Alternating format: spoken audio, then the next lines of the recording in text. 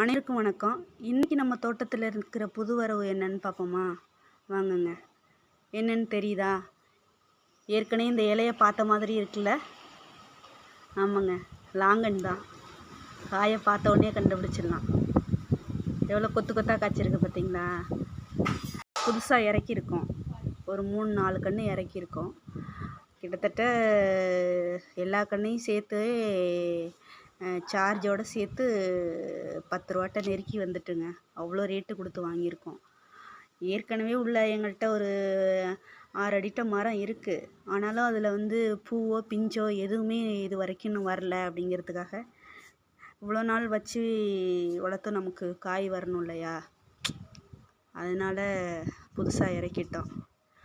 இதில் காயை நம்ம இப்படியே விட்டோன்னா இது என்ன ஆகும்னா, இந்த காயை அப்படியே இந்த செடியிலையே வச்சுக்கிட்டு செடியை பெருக்கே விடாமல் அப்படியே வச்சுருக்கோம். நம்ம காயோடையே வாங்கிட்டோம் இல்லையா? அதனால் காயெல்லாம் நம்ம பறித்து ஒட்டு மொத்தமாக எல்லாத்தையும் பறித்து எடுத்துட்டு அந்த கிளையை அப்படியே கட் பண்ணி விட்டோம்னா தான் நமக்கு புது கிளை போட்டு நமக்கு மறுபடியும் பூக்கும்.